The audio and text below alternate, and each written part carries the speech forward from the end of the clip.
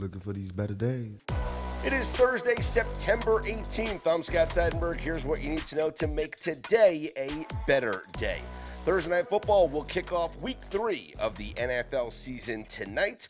We'll cook up some prop bets for this game. Plus, it might be our first of the fourth down conversion bets that we will be starting to place here this week in the NFL. So we'll get you all the information coming up here in just a few minutes. Mackenzie Rivers is with me here on this episode of Better Day. Mac, before we get into Thursday Night Football and the fourth down research that we teased on yesterday's program, the 49ers are saying that Brock Purdy might actually play this weekend. What are you hearing from San Francisco? That he might play this weekend. I mean, they've been pretty close to the vest historically with injuries. Last week, they said a long shot. This week, they said, hey, he's limited. He wasn't limited last week. That's progress. We're not going to rule it out. I would say it's slightly better than 50%. Not much more than that is just me reading the tea leaves. And the market, interestingly, and these aren't key numbers, but it moved from -1.5, which I guess was just a Mac Jones number. I mean, the Cardinals coming out as a favorite was a mistake. I think -1.5 was just, this is how good Mac Jones and the Niners are. Now it's -2.8, which means you can find a 2.5 for the 49ers laying the points, but you got to lay -120 or so, or you can take the plus or the -3 and get plus money, but it's right around there between 2.5 and 3, which is a 1-point move. I think Brock Purdy is probably at least 3 points better. So I'd say the market is saying slightly less than 50-50. I'm more sanguine than that. Yeah, Sanguine, I think that's like an that? interesting. Yeah, it's an Word of the interesting, day. interesting angle here on the market movement because you're right. If it gets announced that Brock Purdy is in fact going to play, this line's going to cross 3. I think and so. that's a strong move, but I do believe that that's going to be the case if it is announced that Brock Purdy plays. So if you have an inclination, or if you just believe, like I believe, that the 49ers were underpriced anyway with Mac Jones, this was a play at 1.5. It's still a play for me at 2.5. Yeah, for I mean, sure it doesn't on land the too. 49ers. I mean, I know every point matters, but I think it's all asymmetric risk. Maybe in 1 in 50 times it lands 2 and you wish you would have bet yesterday, but now you like to bet just as much. Niners likely to win, and you get the upside of Brock Purdy coming back. It's all positive. For sure. So I think that's an interesting movement here in the market with this game, and that would be one that we are absolutely going to pay attention to. Elsewhere around the NFL, if we're just looking at some things here, more is being made of Ashton Genty getting more carries this week to the point where I'm almost upset, Mackenzie, that the number might be inflated because too much information's out there now. Like when we talked about this, not information, but like now the media is asking Genty about it during press conferences, and they're saying, "Hey, are you prepared to get more carries this weekend?" And he's like, "Yeah, I'm prepared to get more carries this weekend." I mean, it's information that it's a story that the coaches and the players are aware, and Pete Carroll saying, he's a young player, he's going to get more involved, he's going to, be better and more important. Maybe in week 8 that's true. Are we sure that it's just? I mean, there's so much smoke. Maybe it's, too much smoke, protesting too loudly. I feel like it's going to be the right number or inflated if once these rush attempt numbers come out. We'll see. Yeah, once the rushing attempt numbers do come out. If it's the same as last week, I think you're right. I think it's a hammer play. Yes. If it's over, though, then maybe there's an opportunity to take the under. That maybe it gets too inflated with the information becoming too public and maybe people making too much of it. I think it's a great case study because these props are way more prominent year after year, and people like to follow the news lines and make some money if they can do it. Now, there's a couple of things. Speaking of props, also in that game, I think Washington did announce that Bill Jaworski, Krosky, Merritt is actually their number 1 running back. So was Bill just like I wanted to be? Like I had a friend named Alex who went to college and, he's kind of just changing his life. He's like, I'm Xander now. I'm Xander. Is Bill like his name or I don't know. He said I'm skeptical. I mean, he's always doesn't seem like a Bill to me. He wants to be called Bill. I'm gonna call him William. But the with Austin Eckler's injury, the new depth chart has Krosky Merritt number 1, Jeremy McNichols number 2, and Chris Rodriguez number 3. So I'd be interested to see in that game what the prop is on Krosky Merritt rushing attempts, with him being the new number one now. What do you think the Commanders are to make the playoffs right now on DraftKings? They're 1-1. Yep. I would say they were a favorite to make the playoffs prior to the season beginning. I would say that number has not been affected by the 1-1 record. I'll go minus 170. Not by the record, maybe, but by the quarterback injury and the running back injury, maybe. I don't know. I was kind of looking for a no bet, but it's much less than minus 170. The yes is minus 120. The no is even money. Think about how much better their division is than we thought. The Cowboys look competent on offense, at least. The Giants looked pretty good last week. I don't know. I could see them missing it. And if Jaden Daniels gets a serious injury, it's over. Well, that's true. And we still have no information about Jaden Daniels for this weekend. We don't know. He did not participate in practice. So do we think that he does not play? I mean, you look at can Marcus Mariota beat these Raiders? Yes, the answer is yes. Are we looking at the point spread and thinking, well, should Washington only be a field goal if it's Marcus Mariota? This might be one of those cases, Mackenzie, where, and Fez used to talk about this all the time, where the market could be established at a certain threshold because of a belief, whether it is a belief that a player is going to play or not going to play.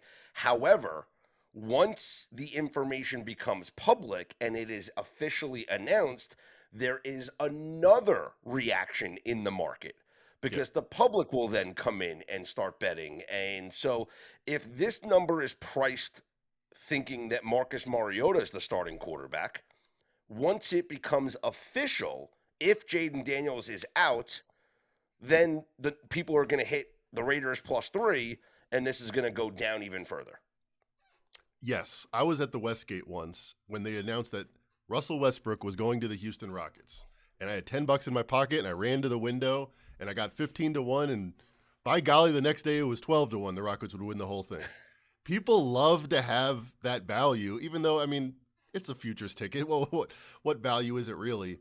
But I do think people love to hear news, again, going back to Ashton Genty, and say, how can I profit from this? And maybe their ears are tuned up a little bit too much, thinking, I'm pretty confident that it's going to be Mariota. I don't know about you, but just from the line move and the reporting, my favorite bet, if it comes up, would be Mariota's reported, and I get a flat 2.5, and I'll take the Commanders. That, I think, is the way to handle it. If you wait until it becomes official that Jaden Daniels is out, and then you pounce on a reduced price here on the Washington All those people Commanders. sitting in casinos, they're like, oh man, let me bet the Raiders. Mistake. Yep. Priced in. Yep. West Coast team traveling east, short week, Geno Smith disaster, all that stuff. And yeah, I do they're think force feeding their running back for some reason. Yes. And maybe it's a money line price. Maybe you're going to get a reduced money line price here on Washington. It's a minus 165 right now. If once Jaden Daniels gets ruled out officially, you might get less than minus 150 on a Washington money line, which could be the way to attack this. I think it's fascinating to watch the market moving based off of information.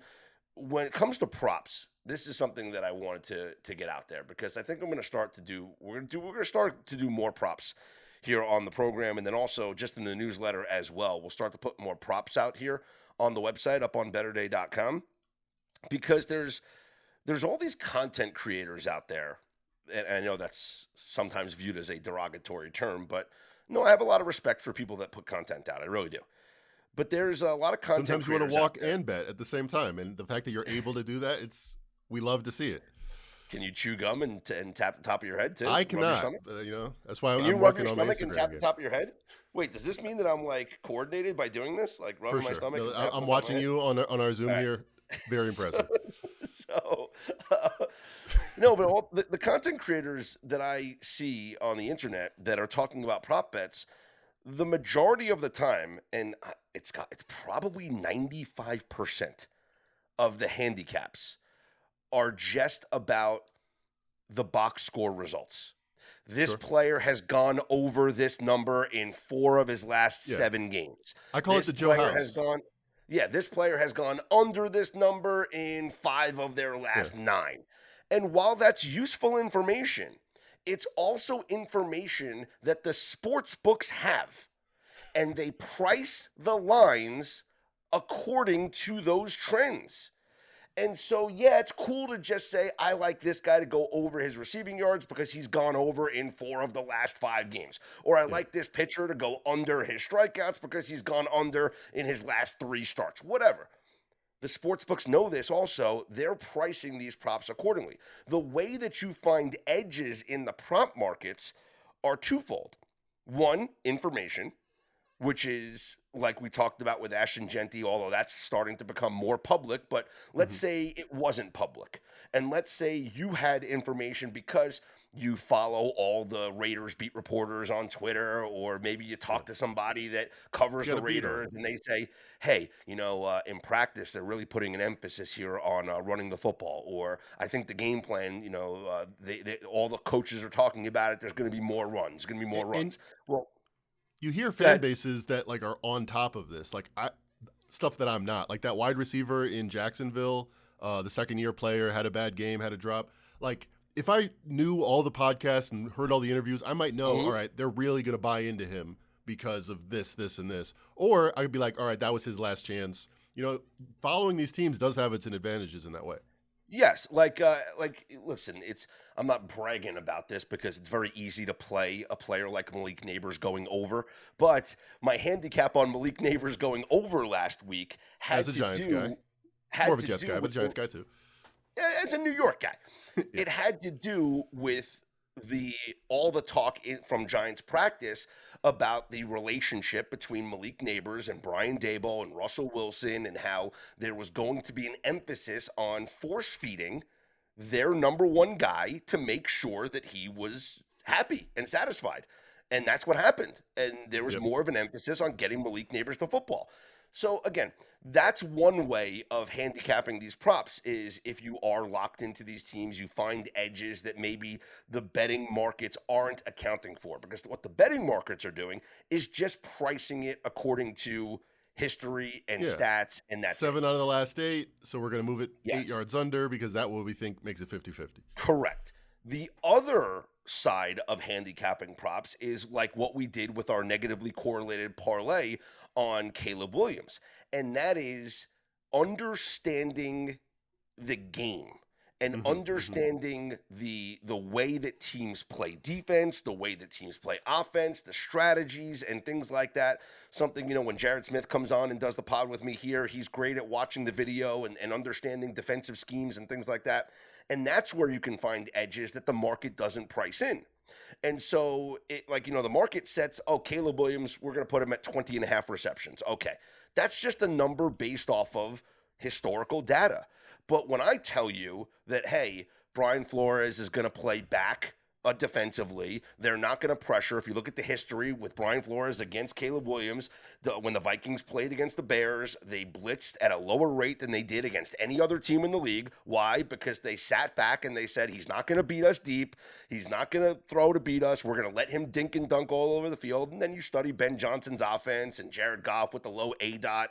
And that was the handicap. And that's how you can take advantage of these markets, if you understand things like that. And so when we dive into props, we're going to be looking at things like this, as opposed to, you're not just going to hear me give you a handicap on a prop bet and say, yeah, Josh Allen's gone over this in 4 of his last 5 games. So It's really boom, good. right? That's the only reason why we're going to bet it. No, it's going to be matchup based and information based. And I think that's the way that you can manipulate these markets and really win when it comes to prop betting. Speaking of Josh Allen, Yes, the sir. Bills take on the Miami Dolphins tonight. Thursday Night Football will kick off week 3 of the NFL season. We teased this conversation on yesterday's program when we had the theory about 4th down attempts and conversions.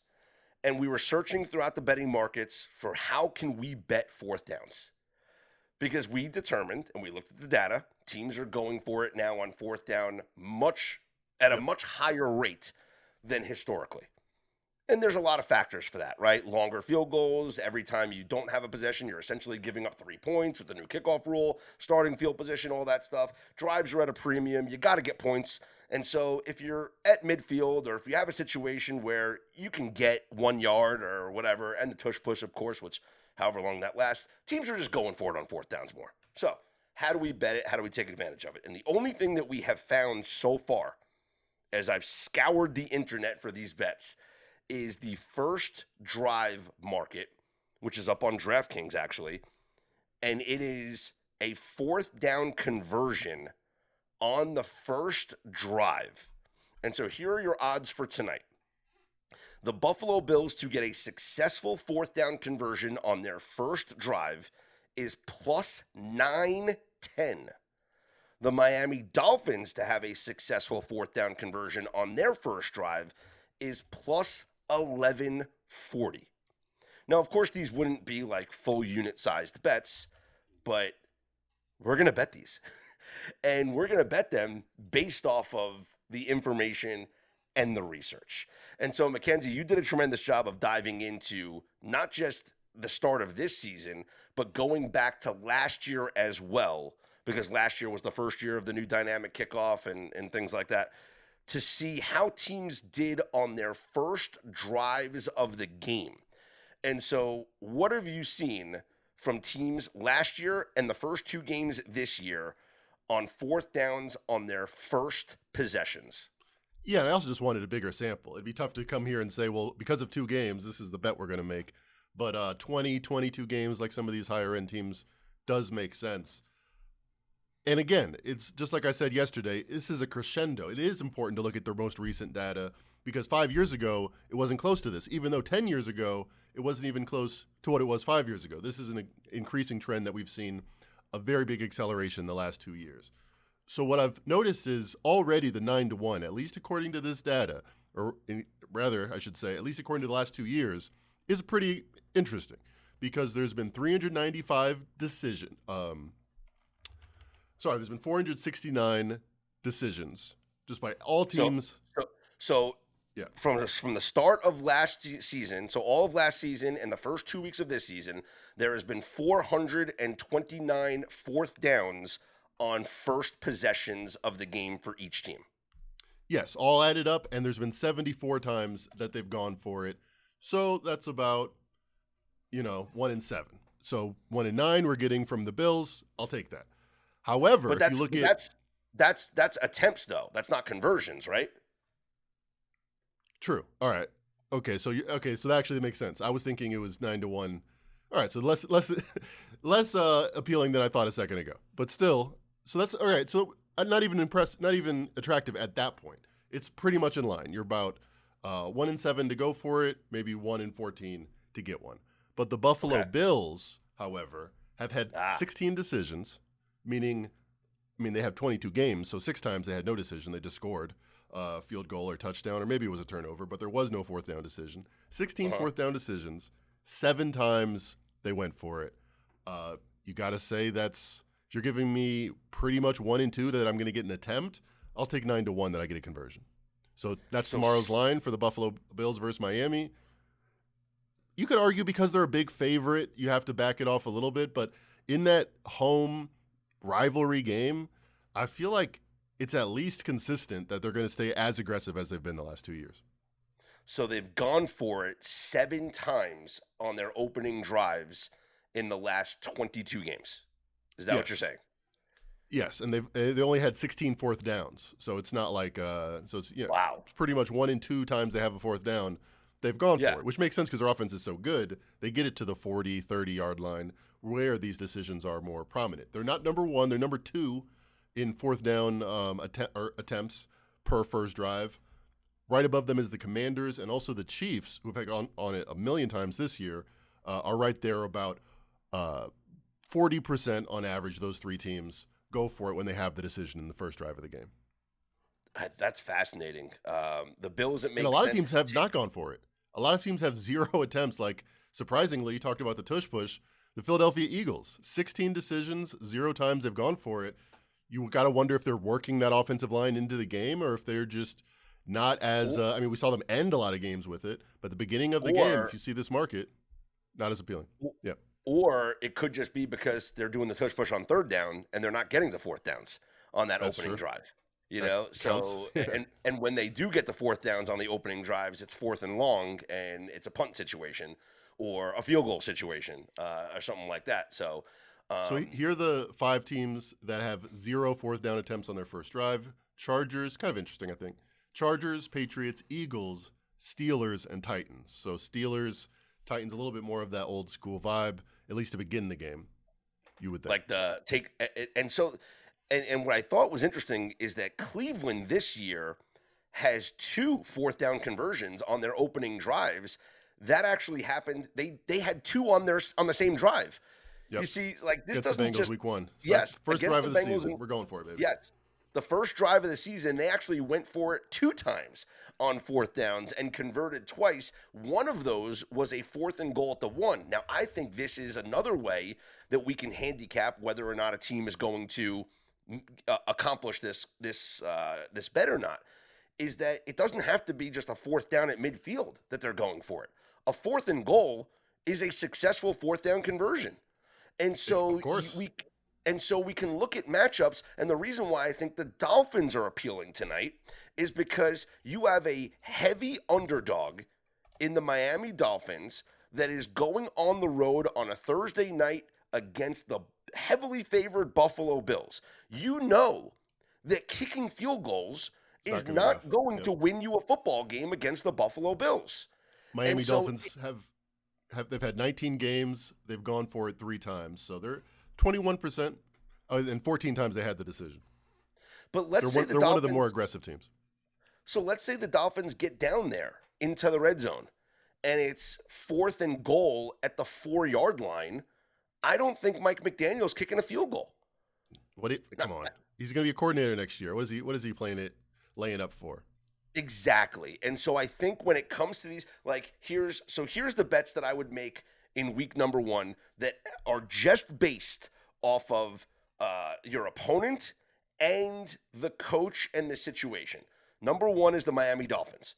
Because as I mentioned, Mike McDaniel, the team is 0-2, desperation. They're not settling for a field goal if they get down inside the red zone. They're going to be aggressive. So if there's a fourth down, I think they go for it. I think at plus 11, what was it? Plus 1140, whatever it was. Let's scroll down. Let me get those odds again. Plus Yeah, for the 1140 Dolphins, right? to have a successful fourth down conversion on their opening drive. I love it. I really do love that for this game. The other one that I love, again, and we're talking about 2 extremes here because we're going with the Thursday night game. Let me go all the way to the Sunday night game. The New York Giants plus 1160 to get a successful fourth down conversion on their opening drive. If Brian Daboll kicks a field goal against the Kansas City Chiefs, he might get fired just for that decision. Okay? As well he should. So if the Giants are moving the ball on their first drive and they get a fourth and short, 1, you're not going to punt. And now if you get any fourth down in the red zone, you're not settling for a field goal. You're going for a touchdown here. At home, Sunday Night Football against the Kansas City Chiefs, you get that opening possession, yeah, you're going to be aggressive on that opening possession. So I like what was the the line Giants. again on that? The Giants number was, so the Dolphins plus 1140, Giants plus 1160. We're going to win like 3 of these. I like these. Giants 16 fourth down decisions. They've gone for it 4 times. Let's look at some other matchups where could be coaching based, could be matchup based, and things like that. Cleveland Browns hosting the Green Bay Packers. We already talked about how the Browns on their opening drive in week number 1 2 for 2. against the Bengals were 2 for 2. Now you're 0-2 at home against a massively favored Green Bay Packers team, the team that everyone's putting into the Super Bowl from the NFC already with Micah Parsons there. You get a chance down, with a fourth and short. I think the Browns are going to be aggressive. I think the Browns are going to go for it on a fourth down. And you saw, and they've already had 2. What were the numbers last year for Cleveland in their first drives? So they those were the 2 over the last 2 years. Oh wow! So last year they didn't have any. Yeah, they were 10-0. They had 10 decisions, 0 attempts. Interesting. Interesting. Well, I mean, maybe they just weren't good enough to even put themselves into fourth and short situations. But Cleveland Browns successful fourth down conversion on their opening drive, plus 1220. Plus 1220. Next team that I find interesting for a fourth down conversion on their opening drive, you're sensing the theme here, right? But the Colts Titans game, 0-2 Titans, desperation at home. Got to have some positive vibes here. Yeah. I don't think Tennessee settles for a field goal if they get an opportunity to go for it on fourth and short. Plus, do you think? Tell me what you think about this. The two examples that I've given so far outside of tonight's game with the Bills and the Dolphins, the example that I gave with the Giants and the example I gave with the Browns. Do you think being home factors in here? Because I think you are more likely to go for it at home when you are in heavy underdog, like the Giants are to the Chiefs or the Browns are to the Packers, than you are on the road. I think if you're on the road, you take the points because you're already at a significant disadvantage. I think you take the points when you're on the road. But at home, I feel like you're more aggressive because, well, if you don't get it, you can pin the opposing team back deep and you have your crowd there that can make noise, and maybe you get false starts or whatever. And also it electrifies the crowd when you go for it on a fourth down. I think that's a big momentum factor. I think the crowd is a much underappreciated fact about home field advantage. Just the fact that they make noise or don't on command.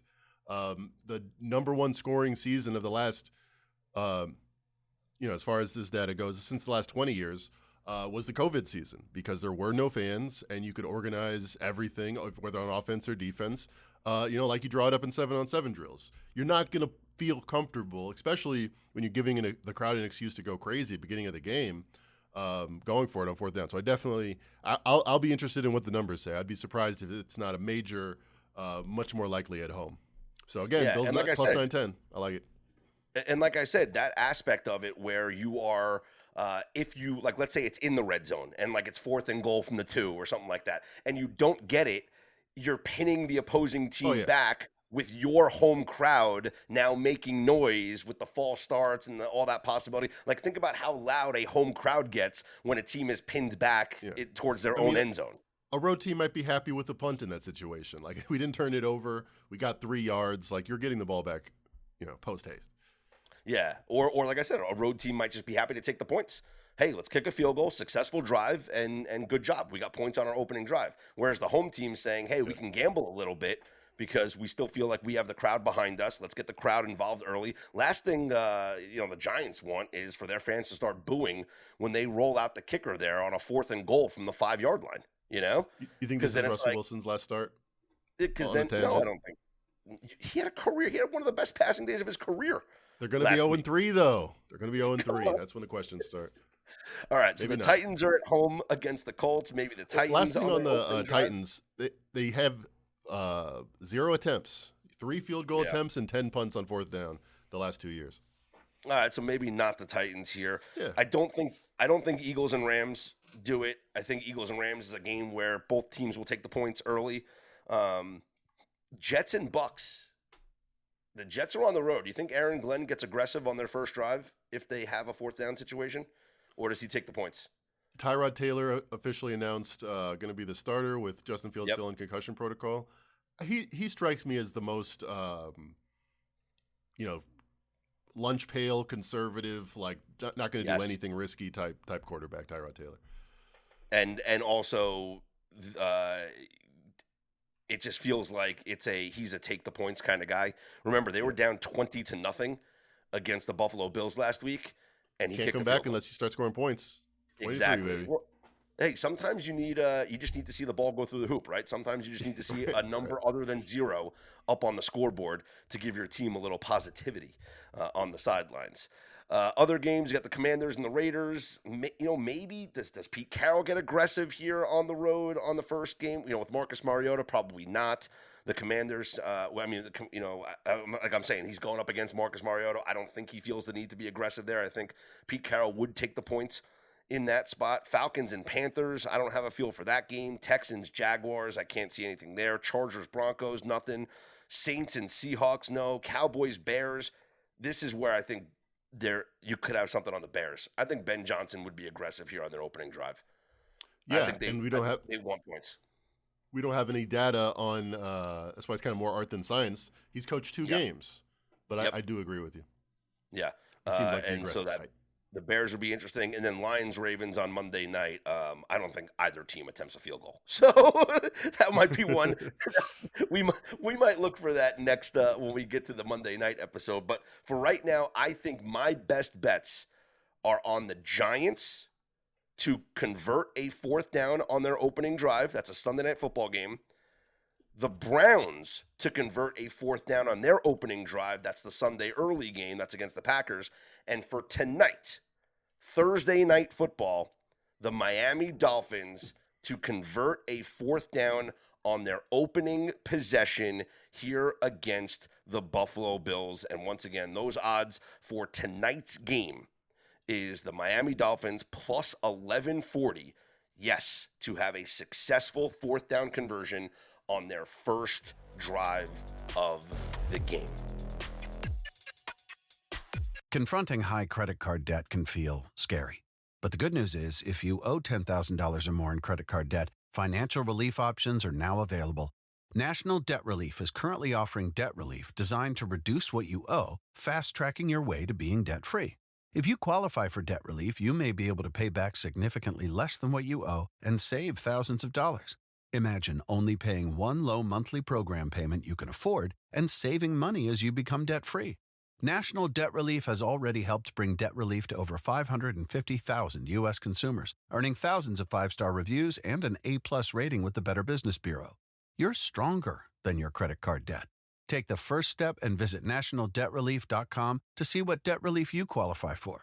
That's nationaldebtrelief.com. Trying to lose weight? It's time to try Hers. At forhers.com/4u, you can access affordable, doctor-trusted weight loss treatments tailored just for you. These include oral medication kits or compounded GLP-1 injections. Through Hers, pricing for oral medication kits start at just $69 a month for a 10-month plan when paid in full upfront. No hidden fees, no membership fees. You shouldn't have to go out of your way to feel like yourself. Hers brings expert care straight to you with 100% online access to personalized treatment plans that put your goals first. Reach your weight loss goals with help through Hers. Get started at forhers.com/4u to access affordable, doctor-trusted weight loss plans. That's forhers.com/4u, forhers.com/4u. Paid for by Hims and Hers Health. Weight loss by Hers is not available everywhere. Compounded products are not FDA approved or verified for safety, effectiveness, or quality. Prescription required. Restrictions at forhers.com apply.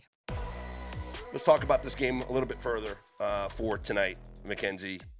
Any feel towards the side or the total with the Bills 12.5-point favorites, total of 49.5. And we talk about Thursday nights and how important, and actually the line is actually down to 11.5 at Circa. At the sharp books, yeah. Yeah, we talk about how Thursday night football is significantly advantageous for the home teams. Definitely. However, what the data will show you is that early in the season, it is not as significant as it is later in the season. And it makes sense because we also did this at pregame.com a long time ago. We haven't kept up with it exactly. But the attrition is really what explains Thursday night football. If you look at mileage up until 2022, the last time I was asked to do that, the longer you fly, the more likely you'll lose. Like you're 40% ATS if you're traveling 1,000 miles or more. However, if you, again, just look at the end of the season, all the data is there. If you look at the beginning of the season, it's all noise. Everything becomes 50-50 again. So I would make the argument of this particular game, this would be the number one time if I'm Miami, I would want to play at Buffalo. I want to get the taste out of my mouth of being 0-2 and answering all these questions with the Tyreek Hill controversy. I'm going to have to play at Buffalo at some time. I don't want to do it in December. I think the Dolphins have a lot of advantage here. That's why Westgate, Circa, they're at 11.5. It just seems like you're never as bad as your worst game, and they're desperate. Where they want to get out there and put up a result. They probably don't win, but I'm going to guess 27-20. Bills eke it out. Dolphins get the cover. I would take the 12.5 because I think so. It's going away fast. Yeah, DraftKings is like a peach on a tree. Plug it. It is going away. Here's the data since the start of the 2021 season. So the start of the 2021 season. Josh Allen kills the Dolphins, right? No, I'm just looking at the Thursday night games. So week number 1 Thursday home teams are 1-4 ATS. Week number 2 1-3-1 ATS. Week number 3 though, a turnaround, 3-1 against the spread. Week 4 2-2. Week 5 1-3. Week 6 2-2, 2-2, 1-3. Turnover. So road and then, teams are dominating the first half of the season. Yes, what you're telling me. That's the thing. And well, we want to go back to, I guess, 2012. Let's go back to 2012, and let's look at the early weeks of the season here. Week 1, again, the early part of the season is better for the road teams. As week 1, 7-6 for the home teams. Week 2, 4-9-1. Week 3, though, again, week 3, a big week for the home teams, 9-4 ATS, but then down to 4-7-2 in week 4. And then you look at them as bunches. It's not like week 3 is suddenly different from week 4. No. So let's just look. If we go week 4 and before, so week 4 and prior for home teams on Thursdays since the start of the 2012 season, it is 24, 26, and 3 ATS.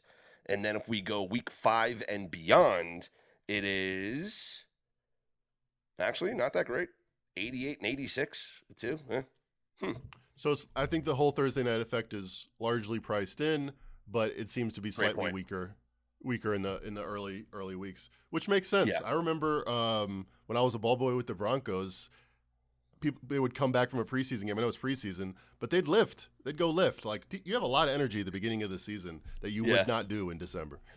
I remember that's so funny you bring that up, because I'm just reminded of an early season. Like you mentioned, the players having all the energy at the beginning of the season. Literally, it was week 1 of the NFL season, and I went to Giants practice. I had to record some liners with Brandon Jacobs, who was their big running back at the time. Yeah, Lightning or Thunder. And he just had to record some station liners, like my radio station sent me there, go after practice, go into the locker room, and he just says, "Hey, this is Brandon Jacobs. You're listening to, this radio station." That's it, whatever.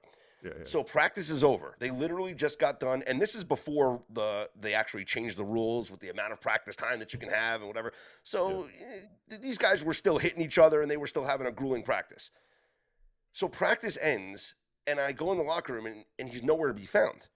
And I asked the media relations guy, I'm like, "Hey, I'm here. I have the appointment. I'm meeting with Brandon. What's going on?" And they're like, "Oh yeah, he's lifting and then going for a run."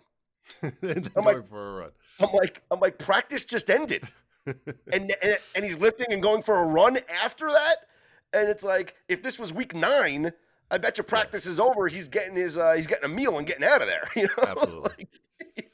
Or getting in the ice bath. So early in the season, that's why you're right. Brandon Jacobs. Yeah, the players do have a lot more energy here at the beginning of the season. Any feel for the total? As we saw, week number 1 was a significant under week. Week number 2, a massive over week. We are sitting here with a total of 49.5. Gave up 31 to the Colts. They gave up 33 to the Patriots. If you think that's just the numbers, and we're saying, like the Joe House handicap, like they went over and over, so they're going over. I feel like the Dolphins defense, though, this is the bounce back. This is the desperation. Put your foot in the sand. I think it's 27-20. So I'm of the belief that the Dolphins defense isn't as bad as it looked through the first 2 weeks. I can't lay this number with the Bills tonight. I just can't. I would lean towards the under. One of the things that I was looking at here in terms of the props was Josh Allen under 1.5 touchdown passes, which I know sounds crazy, but you get a little plus money for that. Did he have any? Didn't he have no touchdowns last week? Very possible. He had that? 2 game 1 and 0 game 2, so he's averaging 1. Yeah, 1.5. It's I feel like it could be a running type of game for him. Because especially when you have the 10-day break, you have a little extra time for your body to recover.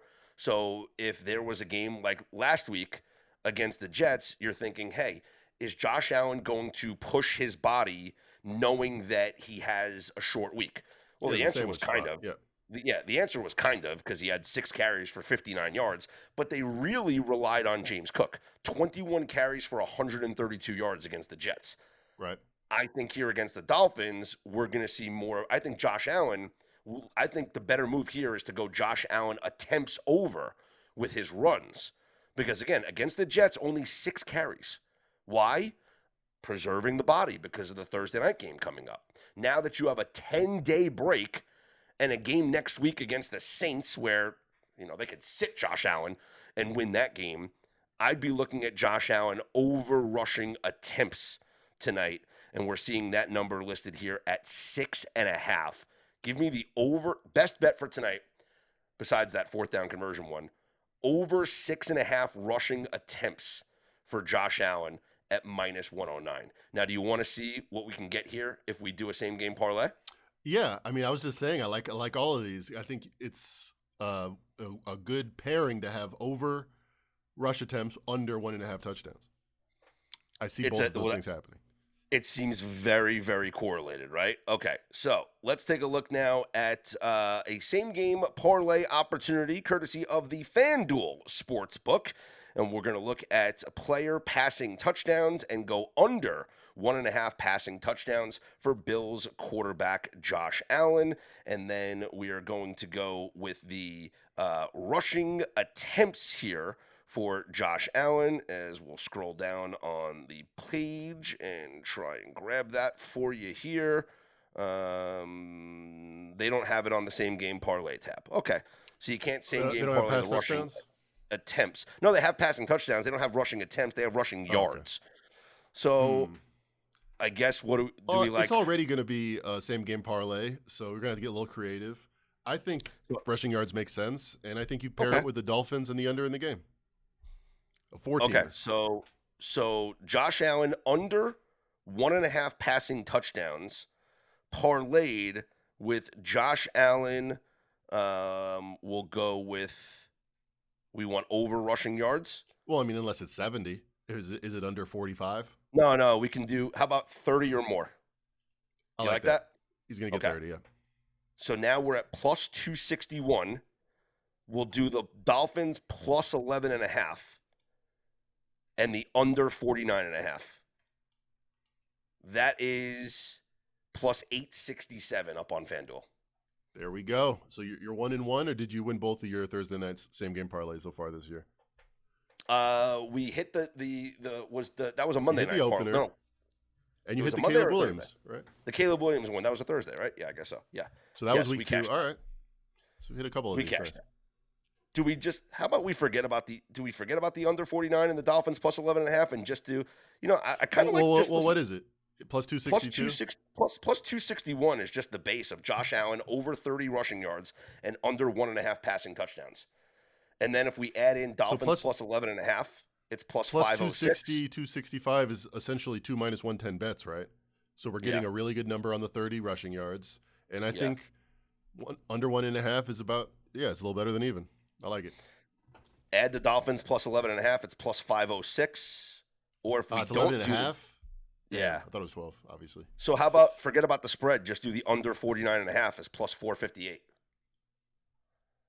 If Josh Allen goes over his passing touchdowns, you probably lose the total, which makes sense because we would already lose the bet. So you might as well have the correlated side of that parlay. Yeah. Now I'm wondering. So all right. So the three leg base here. Josh Allen under 1.5 passing touchdowns. Josh Allen 30 or more rushing yards, and the under 49.5 for the game. I want to put in something here, Mackenzie, that is negatively correlated. That's going to get this payout from plus 458 to north of 10-1. Are you with me on that? All right. I got some ideas swirling around the old noggin. What are you thinking? I'm thinking we go over on somebody's prop. I was thinking, a Bills receiver. It has to be an over in order for this to be a negative correlation. Now, if you do let's say you do a Josh Allen anytime touchdown, it doesn't jack it up that much because we already have the Josh Allen rushing yards to go over. So by Josh Allen, it's not think about this. If we did Josh Allen anytime touchdown in this parlay, it goes from plus 458 to plus 660. But if we did Devon Achane, anytime touchdown, instead it goes up to plus 1503. But that's not what I'm thinking here.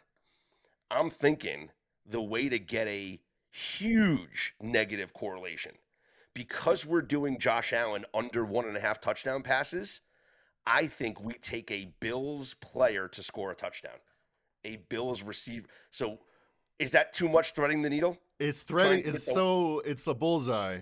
Your aim, okay. Your aim is quite precise. I mean, obviously, I'm curious if Joshua Palmer is 10-1 to score a touchdown or so. No, he's plus 270. He's plus Josh Palmer's plus 270. All right. Yeah. But let's say it would be very rare for Josh Palmer to hit his prop and Josh Allen not to have at least 2 touchdowns. So let me get, if it goes from 4-1 to 20-1, I'm interested. Well, here's where it goes. Right now we're at plus 458. If we do a Keon Coleman touchdown, it goes to plus 3395. A Khalil Shakir touchdown plus 3517. A Josh Palmer touchdown plus 4260. A Dalton Kincaid touchdown plus 4901. So a plus 270 multiplies it by 10, but you got to say the logic's there. It's amazing. All right. Oh no, I got it. This is unbelievable. This is how we do it. 90s baby. Ray Davis anytime touchdown. Ray Davis is currently plus 360 to have an anytime touchdown. Because if we add Ray Davis to the parlay, it becomes plus 3074. The reason why I like putting a guy like Ray Davis in there is because he can get it receiving or he can get it rushing. And if he gets it rushing, we still go under the Josh Allen passing touchdowns. And if he gets it receiving, maybe that's the only touchdown that Ray Davis scores or that Josh Allen throws. So let me get I think that's excellent logic. Let me get the comparison. Joshua Palmer will only catch a touchdown. He's plus 260 to have it any time. And Ray Davis is plus 360. But if our logic is correct, Joshua Palmer should pay a lot more than Ray Davis if they're appropriately making that. So let me see those compared to. It does, yeah. Josh Palmer plus 4260 if we add him. Ray Davis plus 3074. 3074. So 31 to 1. 1,200 more on Palmer. How about just James Cook? If they score 5 touchdowns and 3 of them are running, I guess 4 of them would need plus to be 940 plus 949. All right. So yeah, that's well priced in. I don't hate the Ray Davis sprinkle. Let's take a long shot, man. Let's take a long shot. Let's go. All right. Listen, we have our base. We have our 3-leg base at plus 458. Again, Josh Allen under 1.5 passing touchdowns. Josh Allen over 30 rushing yards. The game to go under 49.5 points. We're going to sprinkle and throw a little Ray Davis in there at plus 3074. But another bet for tonight. This is the first bet that we are placing on the 4th down conversion bets, and that is the Dolphins to have a 4th down conversion on their opening drive at plus 1140. That is the first 4th down bet that we are placing this season. The Dolphins to have a 4th down conversion on their opening drive plus 1140 for tonight's game. And the best individual prop bet for tonight's game is Josh Allen over 6.5 rushing attempts. That is the best bet for tonight's Thursday night football game between the Buffalo Bills and the Miami Dolphins. Coming up tomorrow, Jared Smith will join me here on the podcast as we will get you our Football Friday episode. That's right, part 1 of the Football Friday episode.